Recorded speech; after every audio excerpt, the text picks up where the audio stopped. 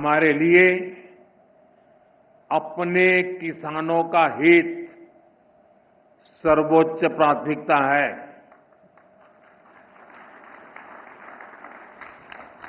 भारत अपने किसानों के, पशुपालकों के और मछुआरे भाई बहनों के हितों के साथ कभी भी समझौता नहीं करेगा।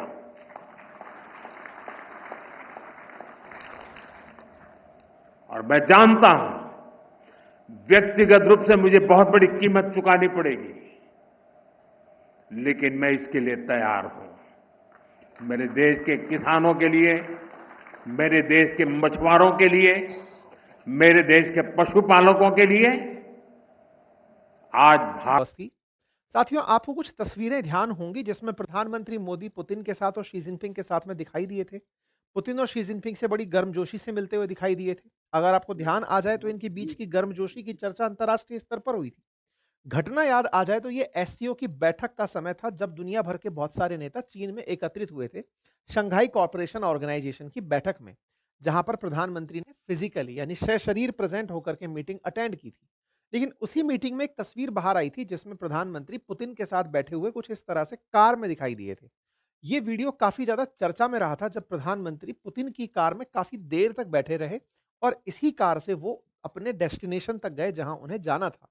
एक बार के लिए तो ये उस समय बड़ी केमिस्ट्री के रूप में चर्चा का विषय बनकर आया, लेकिन हाल ही में सोशल मीडिया पर एक बहुत बड़ी बात निकल कर आने लगी है और उस बात में ये बात कही जा रही है कि क्या एससीओ समिट के अंदर प्रधानमंत्री मोदी की जान को खतरा था। एक तारीख विशेष का जिक्र हो रहा है अगस्त 31 कि प्रधानमंत्री जब वहां थे तब क्या पुतिन ने प्रधानमंत्री मोदी की जान बचाई थी। ये सवाल इतना ज्यादा सरफेस हो रहा है कि मिलियंस में लोगों की रीच है। ट्विटर पर इस बारे में जबरदस्त चर्चा है। ये लोगों के कमेंट्स ही हैं जो मैं आपको दिखा रहा हूं। और इनको मारने के पीछे अमेरिका की डीप स्टेट्स का या गुप्तचर एजेंसियों का हाथ संभावित रूप से बताया जा रहा है।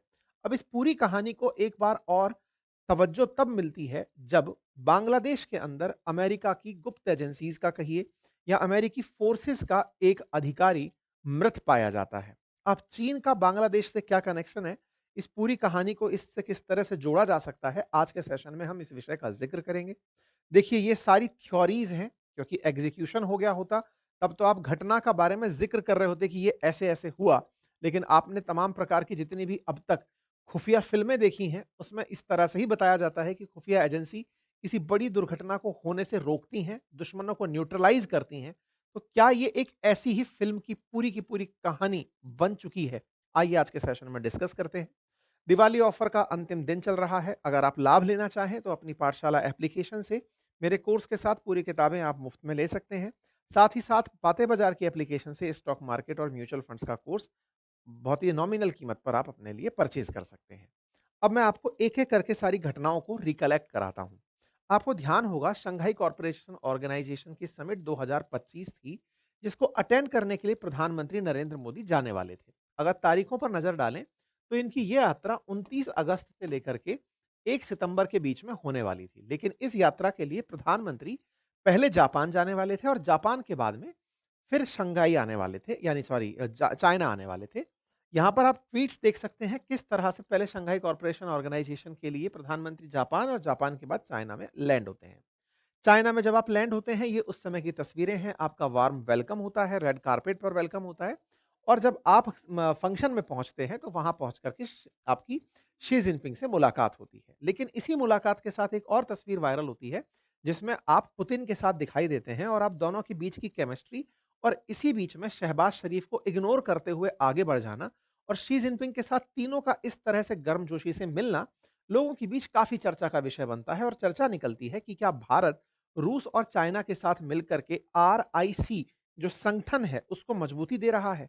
ये वो दौर था जिस समय पर अमेरिका इस मीटिंग से जबरदस्त रूप से चिढ़ा हुआ था। आप और हमने इस विषय पर काफी चर्चा की थी और उस दौरान ट्रंप ने खूब सारे ट्वीट्स किए थे। इन तीनों की मीटिंग की काफी ज्यादा उसने अपने लहजे में टिप्पणी की थी, जल भुन करके जिसको कहते हैं ना। हमने इसका काफी गहरा एनालिसिस किया था। आप उस दौर के हमारे सेशंस को देख सकते हैं, पिछले 1 महीने पहले के ही सेशंस हैं। खैर, फिलहाल के लिए जब ये मीटिंग संपन्न हुई, इसी मीटिंग के समय पर हमने इस पूरे पर काफ़ी अच्छी सारी कवरेज भी की है, आप चाहें तो उसे देख सकते हैं। हमने एक सेशन इसी एक सेशन में एक जानकारी और साझा की थी, जब प्रधानमंत्री मोदी पुतिन के साथ उनकी कार में बैठे हुए थे। ये तस्वीर काफ़ी वायरल हुई थी। कहा गया था कि दोनों के बीच में गजब केमिस्ट्री है। दोनों इतने व्यस्त समय में भी अपने लिए अलग से टाइम निकाल लिए। लेकिन अब आप एक बार फिर से तस्वीरों को देखिए। आप दोनों यहाँ पर बैठे हुए हैं। मैं पीछे से फिर लेकर चलता हूँ। आप दोनों को एक साथ चलते हुए अगर देखें तो जब ये दोनों चल रहे हैं, इनके पीछे ट्रांसलेटर पैरेलली चलता चला जा रहा है। अर्थात ट्रांसलेटर पूरे टाइम पर इन दोनों की मदद कर रहा है, कि ये दोनों आपस में क्या बात कर रहे हैं। लेकिन इसी बीच में प्रधानमंत्री मोदी और पुतिन एक दूसरे के साथ बैठते हैं और आधा घंटे तक बैठे रहते हैं और ये मीटिंग बड़ी अनप्लान्ड बताई जाती है। और इस अनप्लान्ड मीटिंग का इस कैमरा पर्सन ने या फिर न्यूज़ मेकर ने एंकर ने इस तरह से प्रेजेंटेशन दिया कि प्रधानमंत्री मोदी आते हैं और आकर के वो पुतिन की कार में बैठने के लिए चले जाते हैं। ये मैं अब वीडियो आपको चला के दिखाता हूँ।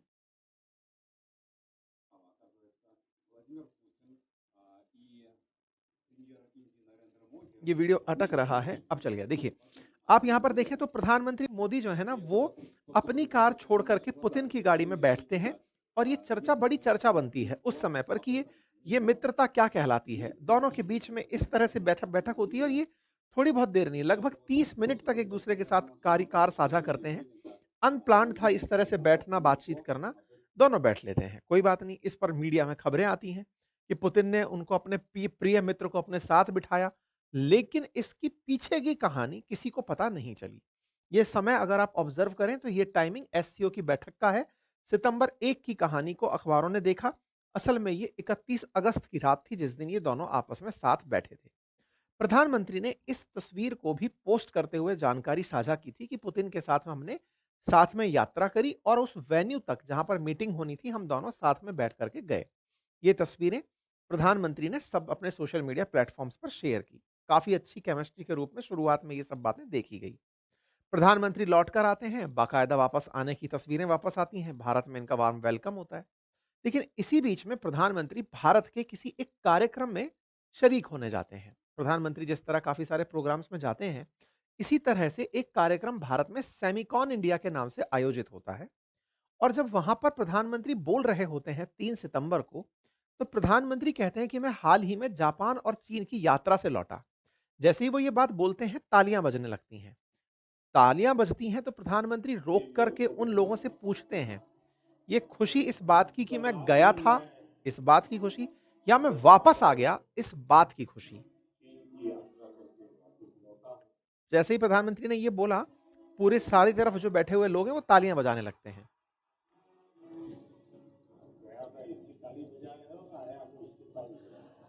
गया था इसकी ताली बजा रहे हो या आया हूं इसकी ताली बजा रहे हो?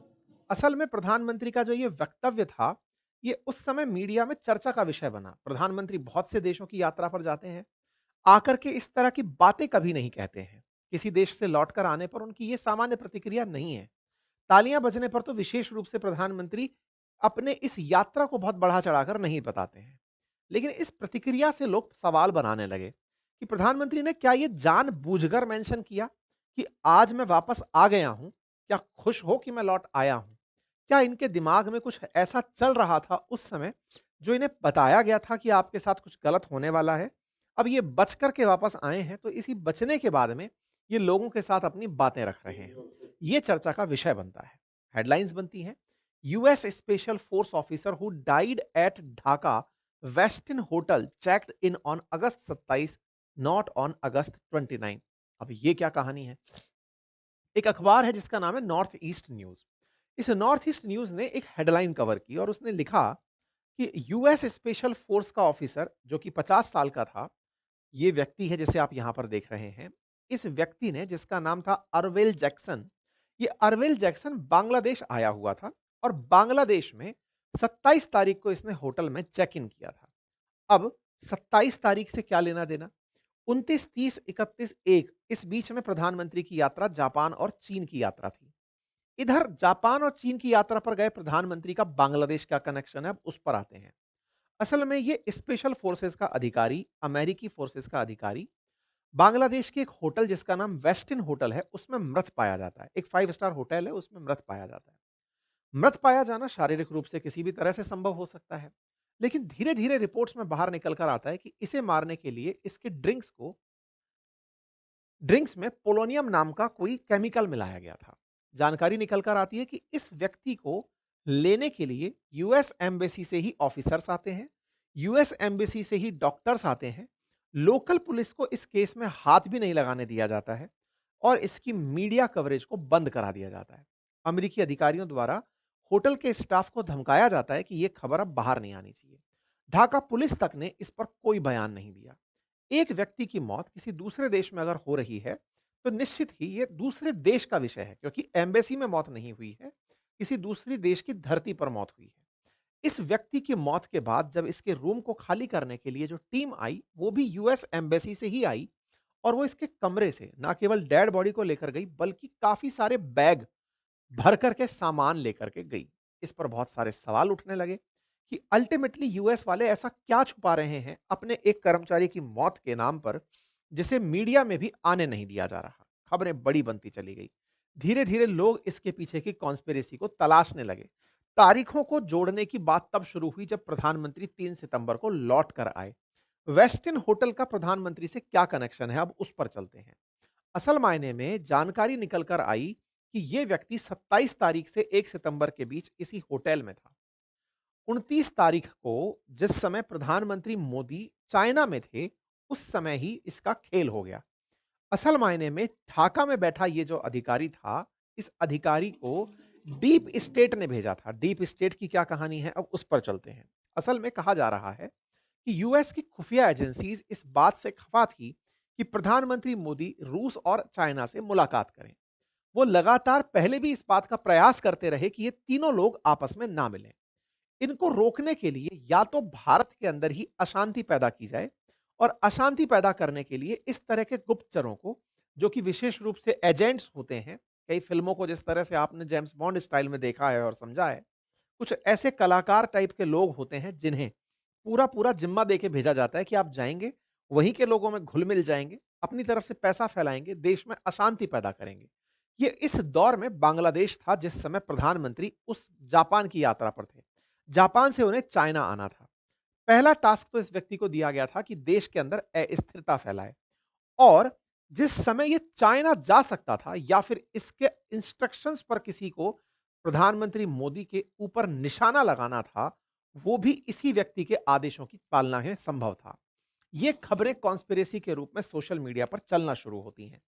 सोशल मीडिया पर 23 अक्टूबर के दिन अचानक कुछ ट्वीट्स सरफेस होने लगते हैं और उसमें US special force officer Terrence Arvel Jackson was not only tasked with job of assassination PM Modi during the SCO summit but also secretly assigned to arm twist US अंतरिम government into mortgaging Saint Martin Island. इसको दो काम के लिए भेजा गया।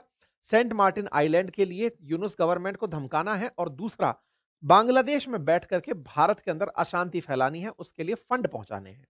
ये social media पर जो आने लगे ट्वीट्स, इनकी रीच मिलियंस में आने लगी। अचानक आजकल में ये जबरदस्त चर्चा का विषय बन गया कि प्रधानमंत्री मोदी को बचाने के लिए पुतिन सामने आए थे। अब ये क्या कहानी है? असल में हुआ ये, अगर आपने तारीखों को मैच किया और इसका मरना मैच किया तो बताया जा रहा है कि ये जो तस्वीर निकल कर आई थी जिसमें ये दोनों लोग साथ बैठे थे, इसके पीछे की कहानी क्या थी कि पुतिन की जो सुरक्षा एजेंसीज हैं, इंटेलिजेंस जो विभाग है, उसने प्रधानमंत्री मोदी को ये टिप दी थी। बताया था कि आपको असैसिनेट करने की प्लानिंग चल रही है, आपके देश में अस्थिरता प्लान की जा रही है और ऐसे-ऐसे अमेरिका का एक गुप्त अधिकारी निकल कर आया है। अगर उसे गुप्तचर एजेंसी मार भी देंगी तो अमेरिका उस पर कोई गारंटी नहीं लेगा। जैसा कि आपने फिल्मों में देखा है, जब भी कोई गुप्तचर मारे जाते हैं तो उनके बारे में कभी भी बाहर निकल कर चीजें नहीं आती हैं। इसी के चलते इंडिया और रशिया की गुप्तचर एजेंसी ने जो सीआईए के द्वारा जो प्लॉट बिठाया गया था प्रधानमंत्री को मारने का या फिर भारत में अस्थिरता को फैलाने का, उसे फेल कर दिया गया। इस तरह से जानकारी बाहर निकलना शुरू होती है। हालांकि इस पूरी घटना का किसी ने अभी तक कोई क्लेम नहीं किया है, अर्थात ना तो भारत की तरफ से कोई घटना पर क्लेम हुआ है, ना अमेरिका की तरफ से कोई क्लेम हुआ है, ना रशिया की तरफ से क्लेम हुआ है। लोग बस इसको इस तरह से जोड़कर देखना शुरू कर रहे हैं कि प्रधानमंत्री ने आकर जो बयान दिया वो अपने आप में संदेह खड़ा करता है। प्रधानमंत्री की यात्रा के दौरान ही एक व्यक्ति का, जो कि अमेरिका का खुफिया विभाग से जुड़ा हुआ अधिकारी था, सैन्य विभाग से जुड़ा अधिकारी था, उसका मृत पाया जाना, ना केवल मृत पाया जाना बल्कि अमेरिका का कोई बयान ना आना। अक्सर अमेरिका ऐसे समय पर बहुत ज़्यादा आग बबूला हो जाता है, हर एक आदमी के लिए वो बहुत बवाल काटता है, लेकिन इस पर कोई बयान ना आना, ये कहीं न कहीं भारत को बहुत सारी चिंताओं में डालता हुआ दिखता है। वैसे समय पर जब भारत तेज़ी से बढ़ती इकोनॉमी हो और लगातार भारत-अमेरिका के बीच में ट्रेड डील्स को लेकर के अनबन चल रही हो, रशिया चाइना से भारत की करीबी उस दौर में बढ़ रही थी, ये संभवतः सीआईए को बर्दाश्त नहीं था। इस बात को और वैल्यू तब मिली जब प्रधानमंत्री ने अमेरिका जाना सस्पेंड कर दिया। उन्होंने इनकार कर दिया कि वो यूएनजीए की बैठक में नहीं जाएंगे, उनकी जगह विदेश मंत्री जाएंगे। यानी कि प्रधानमंत्री उस दिन के बाद से किसी भी अंतर्राष्ट्रीय मंच पर शामिल होने नहीं गए। आप चाहे 23 से 29 सितंबर की बैठक की बात देख लें या फिर गाजा में हुई शर्म अल शेख की बैठक देख लें, जहां पर सीआईए द्वारा मतलब ट्रंप की बैठक को आयोजित किया जा रहा था, या यूएनजीए में जहां सीआईए पूरी तरह से सक्रिय था। और तो और अभी आसियान की बैठक में भी प्रधानमंत्री ने वर्चुअली कनेक्ट करने की बात की है, क्योंकि यहां पर भी ट्रंप आ रहे हैं, यानी कि सीआईए पूरी तरह से अपने हाथ में नियंत्रण रखेगी। आप में से बहुत सारे लोग इस पूरी कहानी के एक और पक्ष की तरफ भी विचार कर रहे होंगे, और वो ये है कि प्रधानमंत्री मोदी ट्रंप से नहीं मिलना चाहते। संभवतः ये भी तो एक कारण हो सकता है। ऐसा मैं क्यों बोल रहा हूं? क्योंकि इस समय पर कांग्रेस के द्वारा एक शब्द फैलाया जा रहा है, और वो ये कि मोदी के मन की बात बच के रहना रे बाबा, यानी कि प्रधानमंत्री मोदी ट्रंप से बच के भाग रहे हैं।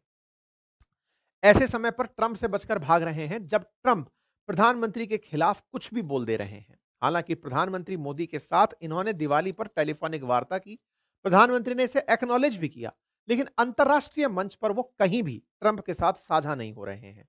इसके पीछे अब ये जो कॉन्स्पिरेसी थ्योरी है, ये बहुत तेजी से सरफेस हो रही है। इस बात को हाल ही में पीयूष गोयल जी के एक बयान से और देखा गया, जिसमें पीयूष गोयल जी ने एक बात कहते हुए कहा कि हमसे ट्रेड डील बंदूक की नोक पर नहीं करवा We सकते। do deal with the United States, of course, but we don't do deals in a hurry, and we don't do deals with deadlines or with a gun on our head.